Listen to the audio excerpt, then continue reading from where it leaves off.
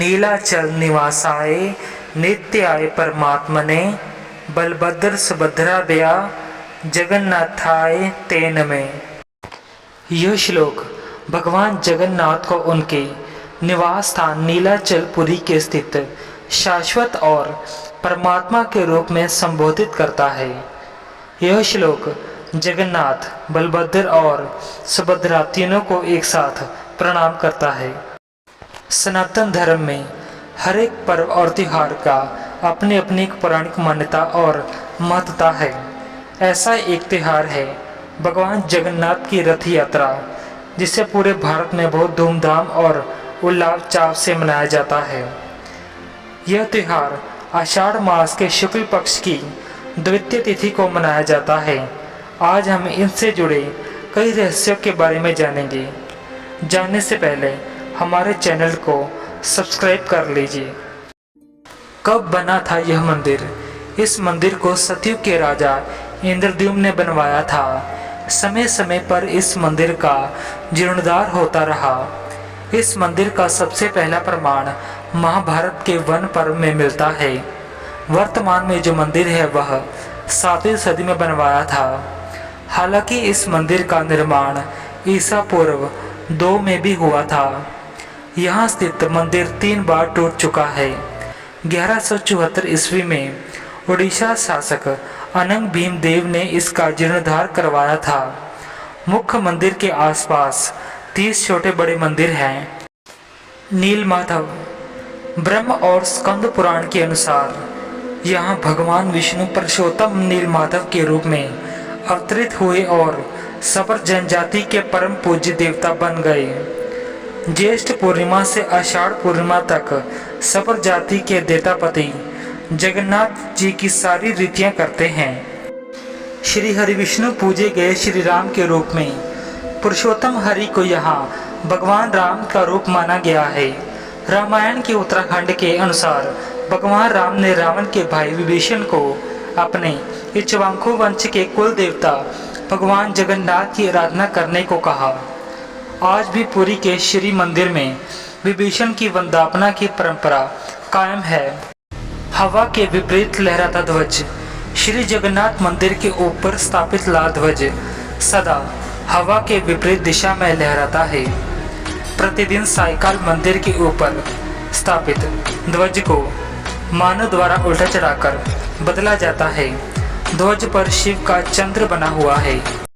भारत का सबसे भव्य मंदिर।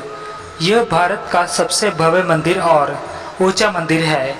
यह मंदिर 4 लाख वर्ग फुट के क्षेत्र में फैला हुआ है और इसकी ऊंचाई लगभग 214 फुट है।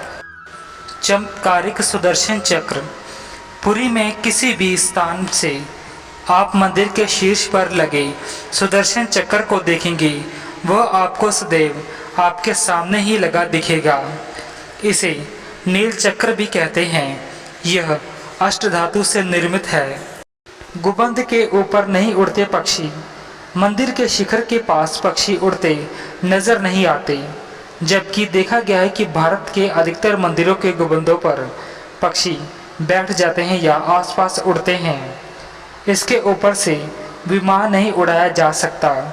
हालांकि यह भी कहा गया है कि जिस भी दिन ऐसी घटना घटेगी, समझना अशुभ समय प्रारंभ हो गया है। दुनिया का सबसे बड़ा रसोई घर। 500 रसोइये 300 सहयोगियों के साथ बनाते हैं भगवान जगन्नाथ का प्रसाद। लगभग 20,000 भक्त कर सकते हैं यहाँ भोजन। मंदिर के अंदर पकाने के लिए भोजन की मात्रा पूरे वर्ष के लिए रहती है। प्रसाद की एक भी मात्रा कभी भी व्यर्थ नहीं जाती। कहा जाता है कि मंदिर में प्रतिदिन 20,000 लोगों के लिए ही प्रसाद बनाया जाता है, लेकिन त्योहार वाले दिन 50,000 लोगों के लिए बनाया जाता है। लेकिन कहा जाता है कि यदि किसी दिन लाखों लोग भी आ जाए तो भी वहाँ प्रसाद ग्रहण करके ही जाते हैं। अजीब तरीके से ही पकता है चावल। मंदिर की रसोई में प्रसाद पकाने के लिए 7 बर्तन एक दूसरे पर रखे जाते हैं और सब कुछ लकड़ी पर ही पकाया जाता है। इस प्रक्रिया में शीर्ष बर्तन में सामग्री पहले पकती है, फिर क्रमश नीचे की तरफ एक के बाद एक पकती है, अर्थात सबसे ऊपर रखे बर्तन का खाला पहले पक जाता है। समुद्र की ध्वनि मंदिर के सिंह द्वार में पहला कदम प्रवेश करने पर ही मंदिर के अंदर से आप सागर द्वारा निर्मित किसी भी ध्वनि को नहीं सुन सकते। मंदिर के बाहर से एक ही कदम को पार करके तब इसे सुन सकते हैं। इसे शाम के समय स्पष्ट रूप से अनुभव किया जा सकता है। बाहर की दुर्गंध भी नहीं जाती भीतर। इस तरह मंदिर के बाहर स्वर्ग द्वार है, जहाँ पर मोक्ष प्राप्ति के लिए शव जलाए जाते हैं। लेकिन जब आप मंदिर से बाहर निकलेंगे तभी आपको लाशों के जलने की गंध महसूस होगी।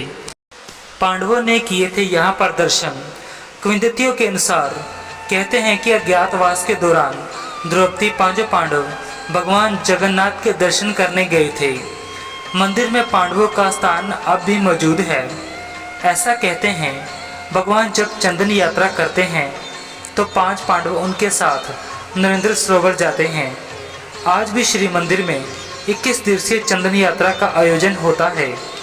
ऐसे में श्री मंदिर 1 किलोमीटर की दूरी पर मौजूद नरेंद्र सरोवर तक यात्रा निकलती है।